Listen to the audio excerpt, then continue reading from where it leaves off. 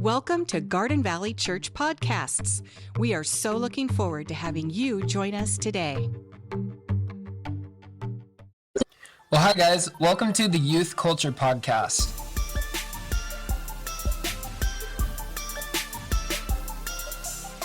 Hi guys. Welcome back to the Youth Culture Podcast. Good to see you guys. Hi, Emily. Hi, Brandon. Hi, John. Howdy. What's hilarious is we've already recorded this episode.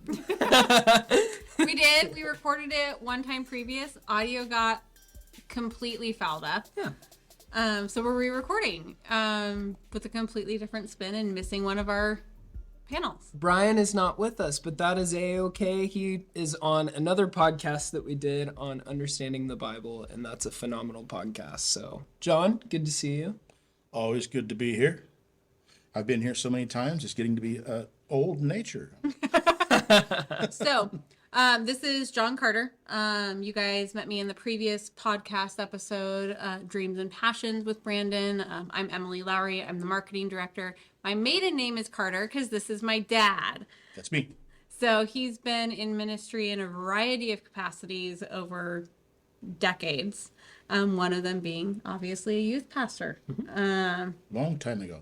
And you're still Carter Wrights. I noticed that today when I tagged you and stuff. Yeah, so my Instagram is still Carter Wrights. Obviously, Douglas County is small. Like, it's tiny. So most people still know me as Emily Carter. Most people still don't even realize that I changed my last name. So I never changed my Instagram. And yeah, when I write, I probably will publish under Carter because then they can't find my house. I can't keep up with that. That's funny. You say that, but you're fairly active on social media. Yes, John is, especially when you post memes. Yes. Secretively. Not so secretively. I can't hear in my in-ear monitor. It's got 50 Marshall stats in the background. Yeah, what rock band was that from? Now, It's awesome. Sean Beer would understand that. Yeah. So, and Sean Beer is the man behind the camera. He's a part of my marketing team. He's waving in the background. You guys can't see him. He is in a couple other episodes of a couple other podcasts, and I'm sure that you'll see more of him in the future. But he is the one that makes all of this. He makes it happen. Yes, he does. We're grateful for it. Yes, we wouldn't be able to do it without him. So today we're going to be having a conversation, kind of going back to what we were talking about in our last time we recorded it, this idea of generational leadership and how, as someone who's walked with youth kids in the past, how you have continued to connect with some of those kids in various capacities, different ways. And also, I just want to hear from you what it was like when you were working with youth and what you've noticed, differences or similarities nowadays with those teenagers. And so I'd love to hear your journey. Well, Brian did a really good job of really expounding on that, which really brought ideas to my mind, things that I wanted to mention at the time when we did this before. And so I don't have Brian's lead on that now to spark the memories. But and so I really have a few things that probably, things that we all are very, very well aware of. Of course, the social media, back when we were, Nancy and I were youth pastors, you didn't have the social media advantage, and then also its interruption and the dangers of it that you have nowadays, or even the gaming didn't have near the gaming like there is now. That seems to, from what I see, it seems to really, for some young people, can really be in the way of where God wants their walk to be. So, what era was it that you were youth pastoring? That was something that I was going to ask Nancy exactly what years. Well, I know. It was late 80s, early 90s. Early 90s, yeah, primarily for a stretch of, 7-8 years. Yeah, at least officially. That's when you guys officially were doing it. I landed 2011 to 2017. And then obviously Brandon is still current. So we span some generations for sure. That's Yeah, for sure. So, but you and mom were able to lead when technology was very barely budding as what we know it now. Infancy. Yeah. Like personal computers weren't a thing, right? Right. It was, no.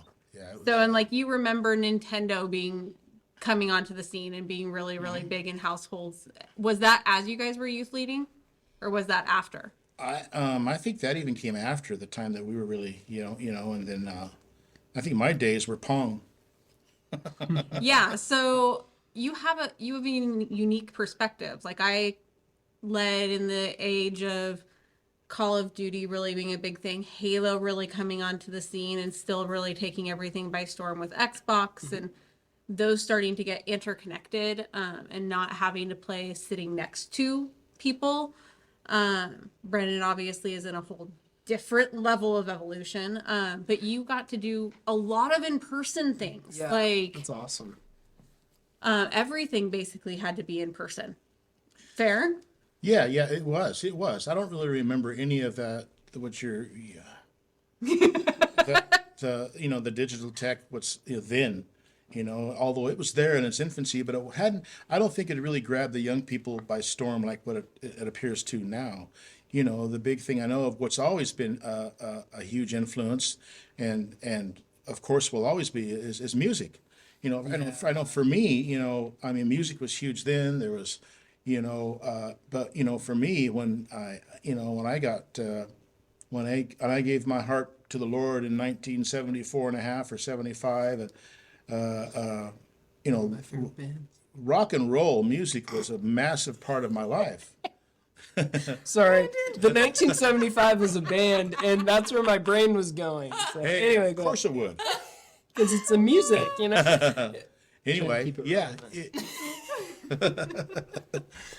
You were saved, 1975. Go ahead. somewhere in that time when rock and roll was just, my life was very, very largely influenced with rock bands, music, and it influenced all those that I associated with. It was a big thing, the concerts, the music, what you bought, what you played at home on your massive stereos, what you had on your Pioneer Power Play 8-track in your car. 8-track. Yeah, no, it was rock and roll was just at least who I was associated with. It was just a big, big thing, and I saw that same thing that when the Lord completely changed my life, music. A lot of that had such a grip in my life as drugs did, that I had to for me, I had to cut that off, and amazingly enough, God started to bring in and show me what music really was, and the real thrill that He could really bring through music, and how powerful, even as powerful as it is over young people nowadays, it's much more powerful, of course, in a spiritual way over young people's lives now, and it needs to be even more so than we see now.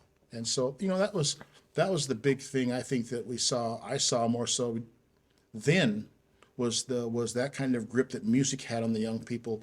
Not so much at the time did you have digital technology with everything that you have now. It's and music, like it was readily available to a certain degree, but it wasn't like you think of a song and literally pull it up on your phone and can play it 5 seconds right. later. Like that's a very real reality now. Like Brandon launched his album and I quite literally was able to pick up my phone sitting in service and pre-order. Like it's a very different world. You could, like, kids then, there was a lot more build-up and hype to get something. Right. sure. There was more investment, I think. So Yes, things yes. didn't pass quite as fast. I remember the Warped Tour days where, oh my gosh, like, You're probably not even familiar with what Warped Tour is. Aside from word maybe... warp, I'm thinking of Star Trek. Yeah. so with Warped Tour, they had all these bands for a couple of days. You go, it's this big event. I actually never went to Warped Tour, but I saw the effects of Warped Tour. It was a giant music festival. Yeah. And that, like, you're familiar with music festivals. This was very much that alternative. Yeah. It was still very much that alternative rock, punk rock type of thing where it was bringing together bands that were in that genre. Yeah.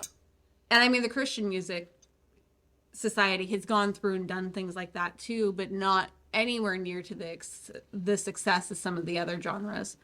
But you have bands like Mosaic Church, quote unquote, that opened up, or not opened up, but played at Coachella.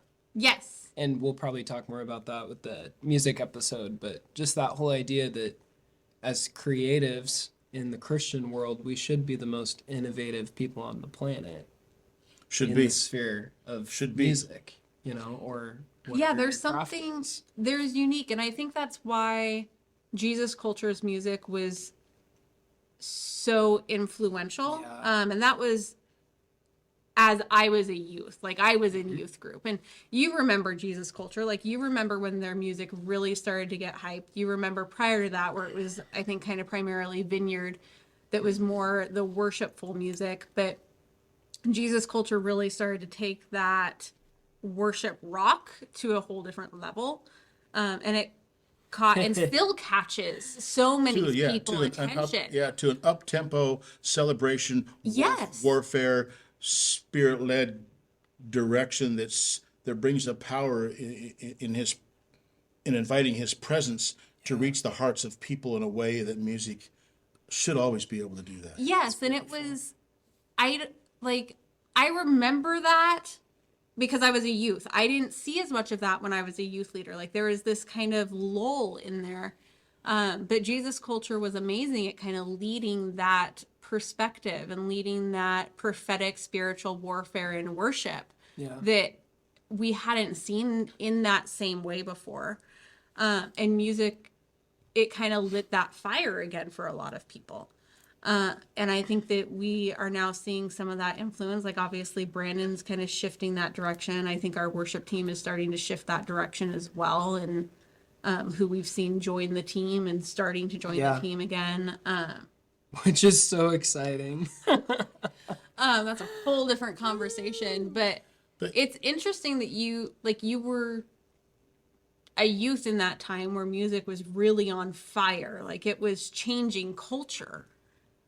Music was, and then you step into youth leadership. Were you seeing that during the time that you were leading youth? Because I mean, I didn't, but I was also very aware of there was this lull. There was probably the passion of the Lord. So, I really stepped away from for a decade or two, really away from up tempo because I really didn't see, well, not so much because you had some bands back, Gentle Faith, that were, they were, and some other bands that were definitely definitely rock. And some others that we know, Striper and a few others that were back, that had some definitely some rock, some real rhythm in there. But I for me in my life, kind of stepped away and really grabbed on because the church had a choir and I was music. The vocal talent that I was exposed to at the time was just intriguing. And so I was interested in vocal, in what the church brought with the choir, and so I was connected with the choir for years, and I just more than anything else I wanted to know I saw how people everybody could open and sing and worship God, and then I saw the people who would develop such an ability to sing, and if you spent time at it, and I wanted to do that, I wanted to be able to sing. I wanted to be able to use my voice in a way that I saw so many people do unto the Lord, and I just really hungered for that, and so that really kind of put me in that direction, kind of away from the up tempo rock and roll, Gentle Faith, Striper stuff. I really kind of was engulfed in that, but that never really left me. There was always still a part of me, and even now that there's times I just like metal. Yeah. There's times I like it's just. But back, a long time ago, I had such a grip on my life. I needed to put it away, and really let my very whole inside be engulfed into Him for me. And I'm not saying that's the way it should be for everybody, but then now what's so awesome now for me is what I'm seeing that you guys know that how the Lord is using in such a powerful way that so opens the door for His presence to come in in ways, in genres and styles of music that I would never have thought of not that long ago, and I love it. I love it. I'm now almost kind of like going back into enjoying some music that I used to back in the 70s. That style now that now has lyrics that really expresses the love of Christ. So it's awesome. And it's this whole idea, you look at music now, and I was just thinking the other day, like, it's almost like the music of now is trying to pull from the past, right? But at the same time, it's innovative. It's like what the 70s and 80s used to sound like, but it's its own flavor, its own identity. With a modern its twist. It has its own flavor to it. And I know, just speaking from a personal experience, working on music and doing an album, in my heart, I remember sitting down with Isaac and being like, the first single we put out was Rising Again Live. And doing that, I wanted to have that feel that was like you're in a stadium or like you're in a big hall kind of room. And that's what you're hearing. And then like the synthesizers are very 70-esque, but they have a modern twist to it. And so some of the other music, especially on the album that I feel like some people haven't even really tapped into yet.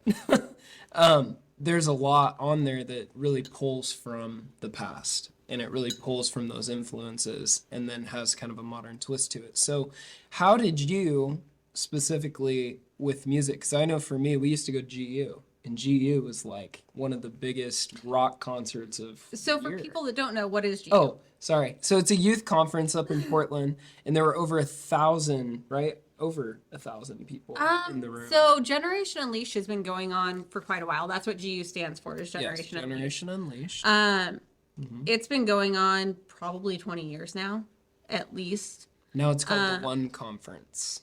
Oh, didn't know they changed the name. I'm apparently now starting to get to that age. But yeah, they've grown. It's probably 1,000, 1,500 kids because now they have to do multiple weekends. Like they've outgrown what is a literal mega church in Portland Yeah. and have to split weekends and have Campuses too. They have yeah, multiple go through campuses and now. hit campuses, not hit campuses, that sounded weird. They have to also utilize the campuses that they have for additional people to satellite in. Like it's grown exponentially over the last 5 to 10 years for sure. But it is like you walk in and it is more like a rock concert when you're there. Like you've been to GU in the last 10 I was years. going to say about 10 years ago, I went accompanied a youth from here to a GU in Portland, and I was blown away. It was so awesome. It was, to me, it was state of the art effects, music, the presence. Presence of You God. just, and for me, I mean, you could just raise your hands stretched up as high as you want, put your head back and sing and worship as loud a level as you want, and everybody's doing the same thing. Yeah. And it's a few thousand people. Yeah. It was just, to me, it brought such a presence that I was like, I could have church like this every weekend. Amen.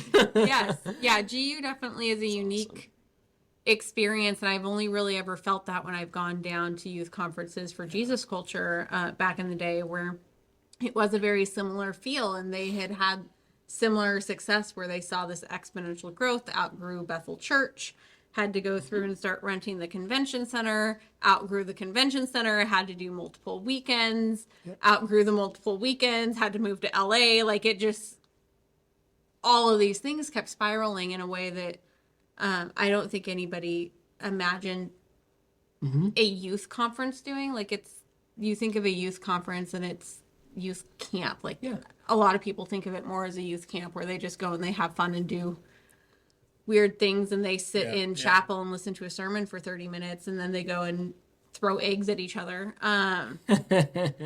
You laugh, you did that. I know. So I'm laughing.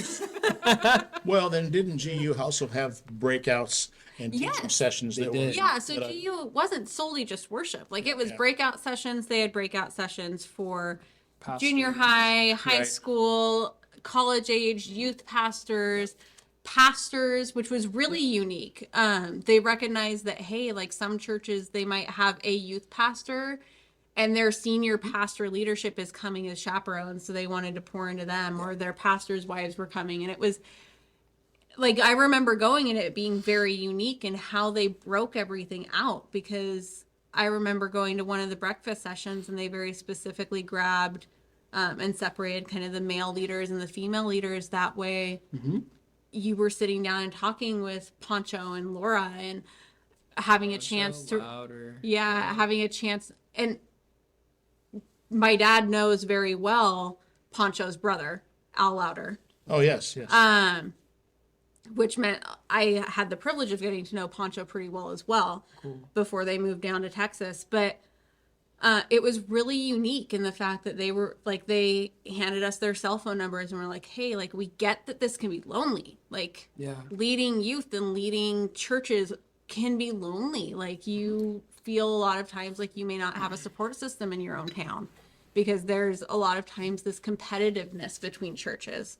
Or having, and I've talked about this before, you can be leading in a capacity in a certain ministry aspect that it's hard for other people to understand what you're going through. So having those other youth pastors, I have 3 that I call almost every week, every other week, that kind of thing, just checking in and talking with them, because, you know, if being a young leader, I need to have that support system and that group. And it's not to say Garden Valley isn't a support group, but because Garden Valley is amazing. What I am getting at, though, is there's some one things that thing as a I've youth learned pastor you go through as a youth pastor that that only your- youth pastors get. yes, that your senior pastor just can't relate to. Like, Right. there's certain things that Pastor Craig, as amazing as he is, I remember like Wendy and I would lean on each other when we were leading youth, that it wasn't in his realm that he was doing. So it wasn't something like he had information and wisdom to give us, but it's different when you're in the throes of it. Yeah. So I call Eric Lopez. Yeah. So, but it was amazing. Like, it was, I'd never seen a conference do that, where they specifically broke people into really small groups and were like, hey, we get it. Let's support each other right now. Let's build community in this group. And then we go out and do other sessions. But it was really unique in that way. Like, GU was very unique in that perspective. And then you add in the worship factor. Like, it was always, 4 days where I was like, hey, I don't have a whole lot of vacation days, but this is something that I want to do every year. The worship, I was just joking with Tawny the other day. I was like, we got to bring back Shout It Out. We got to learn that one. Because I remember, like, that set starting, and all you hear is, and I just remember, like, The kids being screaming. freaking out, like the subs are, underneath. And I mean, I understand that, we're gonna get there, and eventually we'll have our own setup, and I'm looking forward to that. But the thing about it is, for me, it really inspired me to go, oh, this is what church could be like.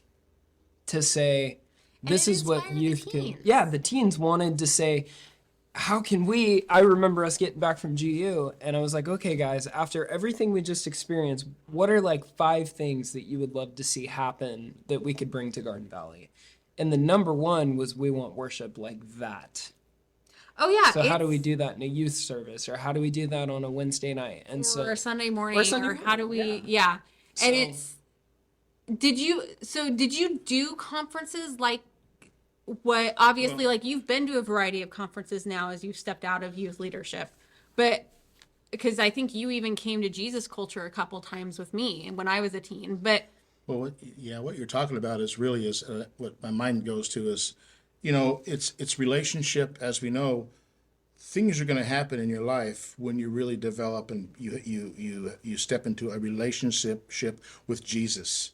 When it's a one-on-one, when there's a relationship, and that is what is the same as with young people. There needs to be, well, with all of us, but in the youth ministry, it's about relationship, and if you can, when the gifts that God's given us, that we recognize those and we move in those, that's gonna, I believe, that opens the doors for those to be hungry to develop relationship, and to get relationship in its where it needs to be. Music, it's secular is a thrill, is fun, and it brings, and especially with young people, need to have excitement. We all do, but especially the young people. Everything for young people in my mind is, remember, as when I was young, everything's exaggerated. It's like everything that I see and hear and smell and taste, everything seemed just exaggerated. And it Because was you like, didn't have the tolerance built up. Yeah. yeah, and so it's like everything is just amplified, and that needs to be understood and then recognized, and then a youth, and then moved on to hear God's voice in that, to meet to bring the things that will provide that. And I think so much of that, those things aren't recognized and maybe even stifled. Young people aren't going to want to be involved or in a thing for very long that's slow and boring and dead. You know, it's got to be exciting, and it's, if it's not, Agree. you know, it's not going to allow the relationships to develop. There's got to be interest. There's got to be desire. There's got to be love.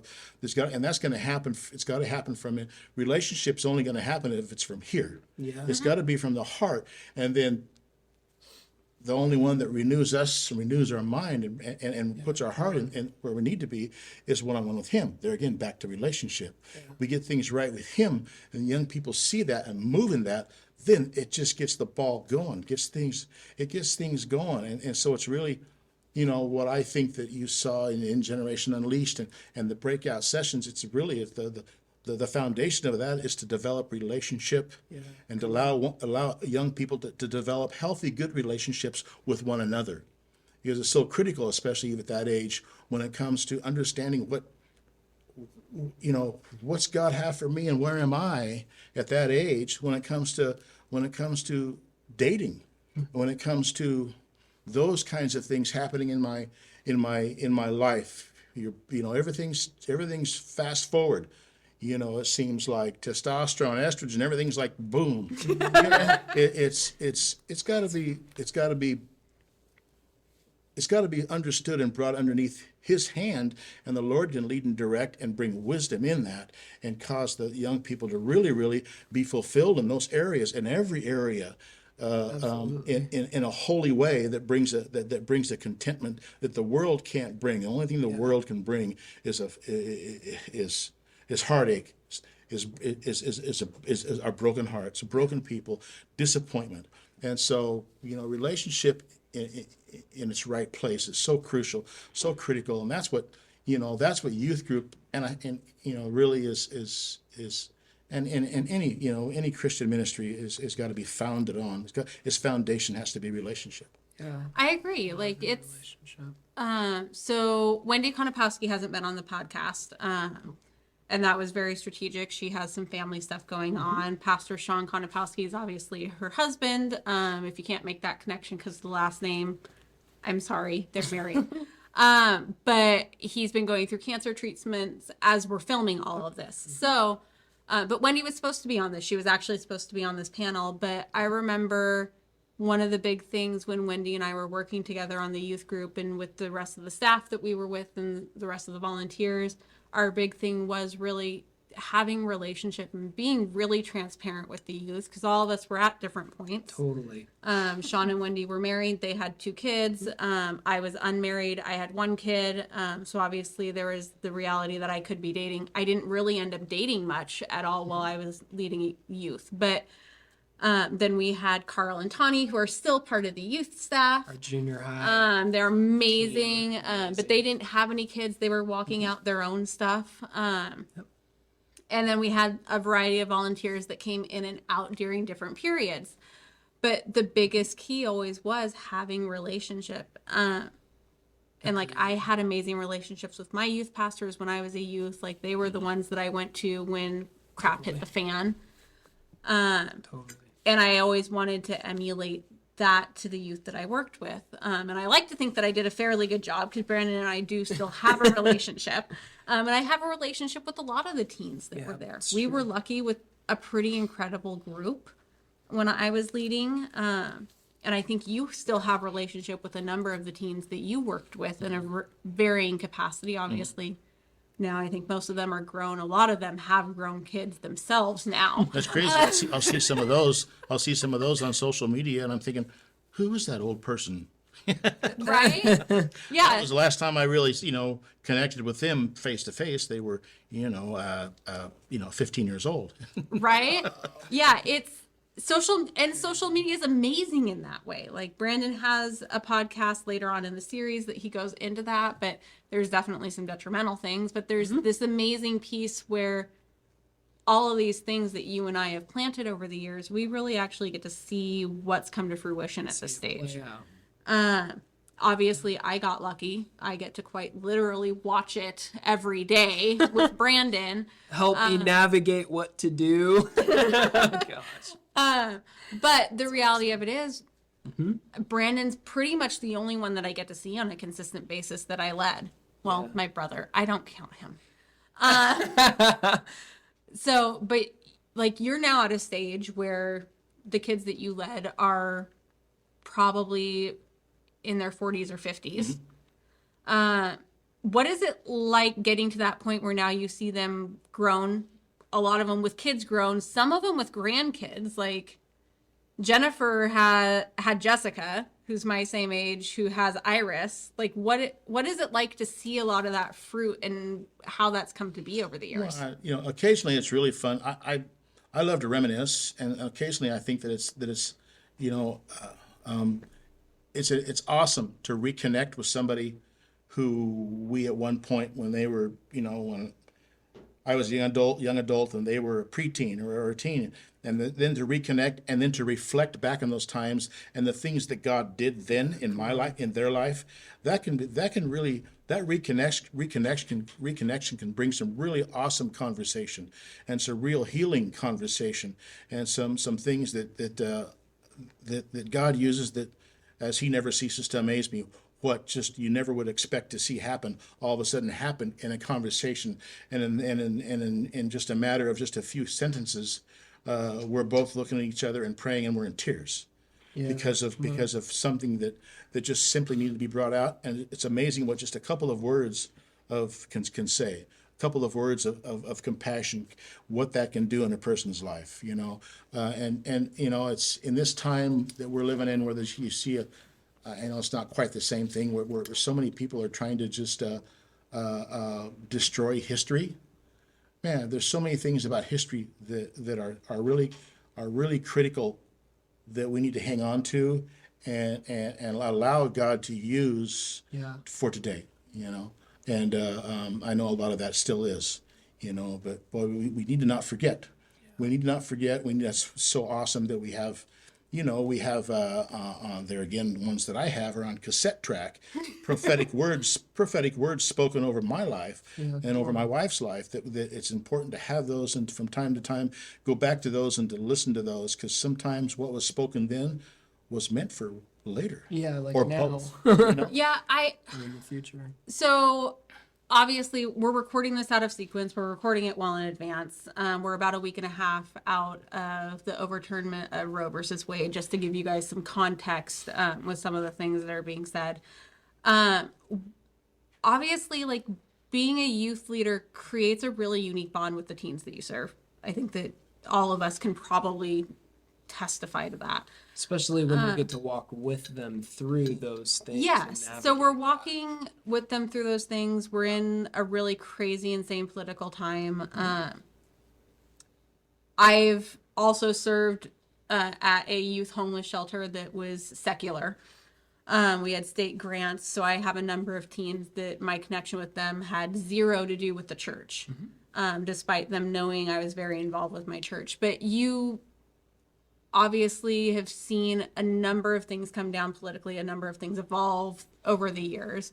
And because I'm friends with a number of the youth that you worked with on Facebook, they have a wide variety of opinions on this.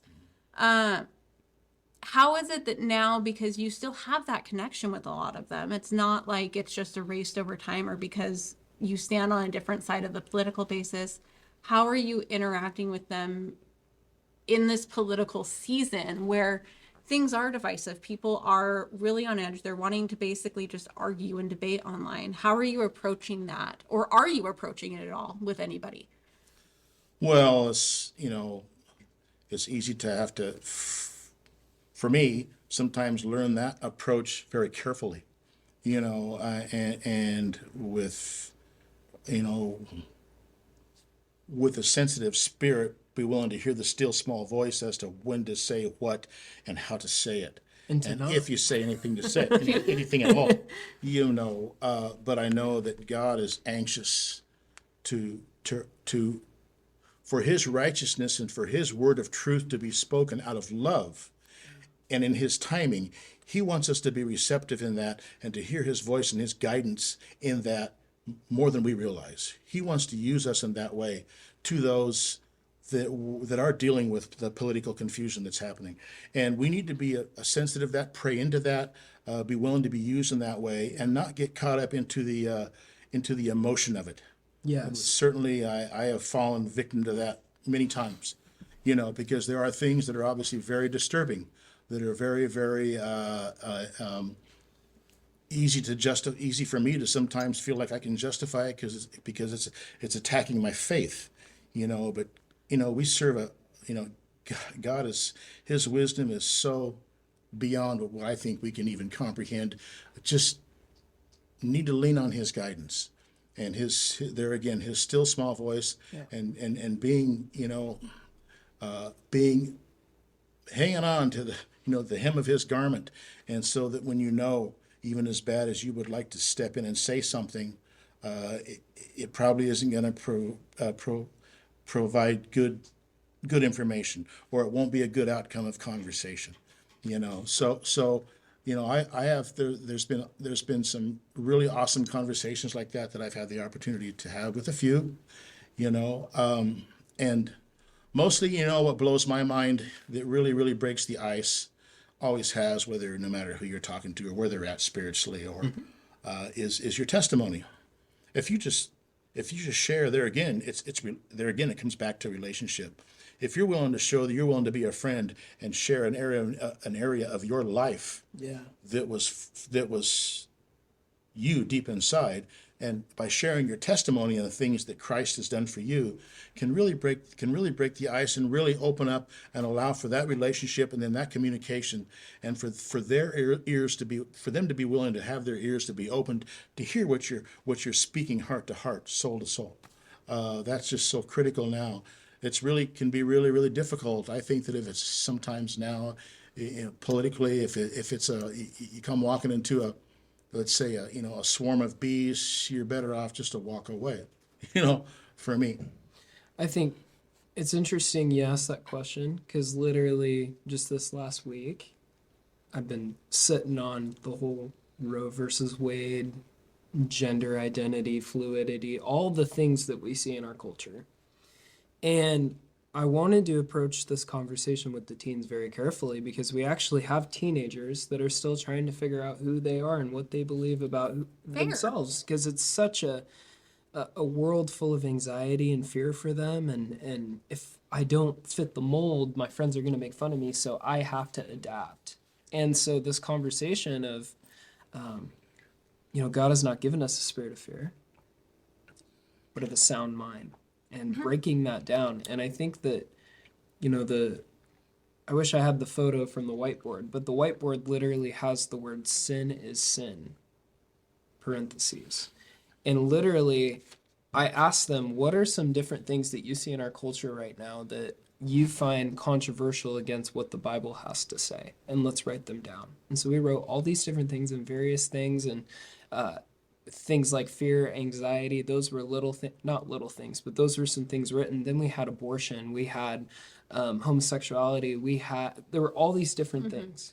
And what I found through that was we sifted through the Word of God and what it has to say. And I preached out of, Romans chapter 1, where Paul's talking and he says God gave them over to these various things because of their free will. Because God isn't a robot and he gives us decisions to make so that we have free will. But in that, I also went to the verse that says it's God's kindness that leads us as people to repentance and causes us to change. And so the idea of it's God's love that transforms people. Mm-hmm. When we have a root that's good, that we're, if a kid is a tree, right? We think of it as people, right? As human beings. We each are like a tree. If the root is good, it's going to produce fruit. But there always comes a time of pruning where things need to be chopped and things need to be pruned, and God does that.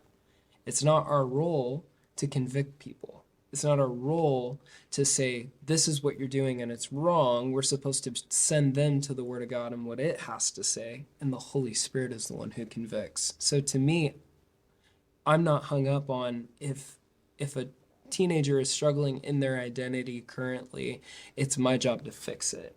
I look at it and go, how can I lead them into a conversation through relationship that leads them to a place where the Holy Spirit is the one that's working on them?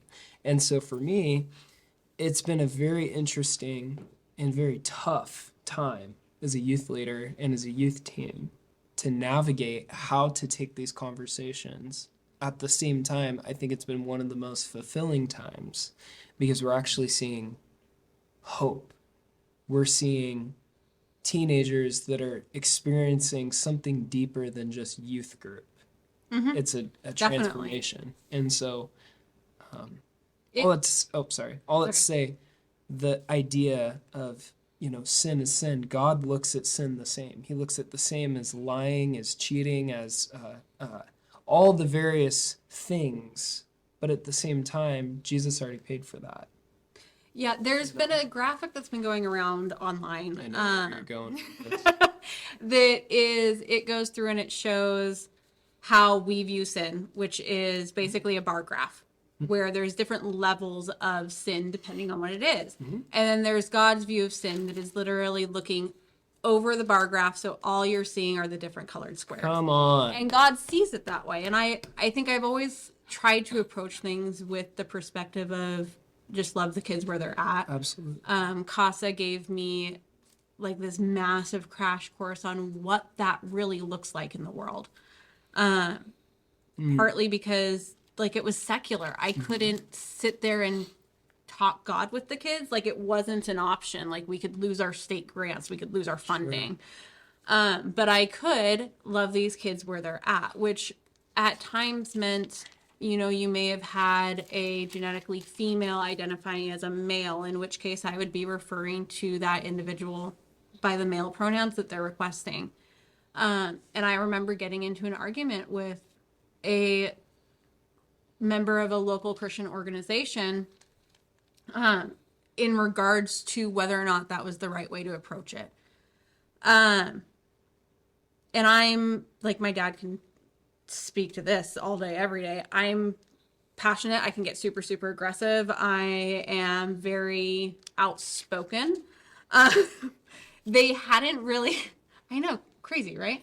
But they hadn't really seen that at Casa yet. I'd been there about 1.5 years, and then this came up, and I got very outspoken, very passionate, fairly aggressive, because I felt so strongly that what these kids need is just to be loved. We don't need to be the ones to bring correction, which would likely be interpreted for them as shaming them for what they're in the midst of. They don't need to feel bad about the decisions that they're making, whether I agree with them or not. They just need to be loved with what they're in the midst of. And I remember walking away from that and having to call Pastor Craig because I was so intense and so aggressive about it. And I remember him asking, are you comfortable with what you did? Do you feel like you were out of line? I was like, no, I'm like so solid in this. Like, he's like, okay, I think you were in the right. Probably a better way to go about communicating it, but I think you were in the right. That we need to love these teens, especially where they're at. But Well, for me,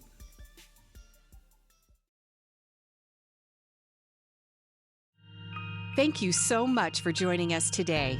If you're interested in checking out more of our podcasts as they come available, please download our app in your device's app store or check us out on your podcast platform at Garden Valley Church.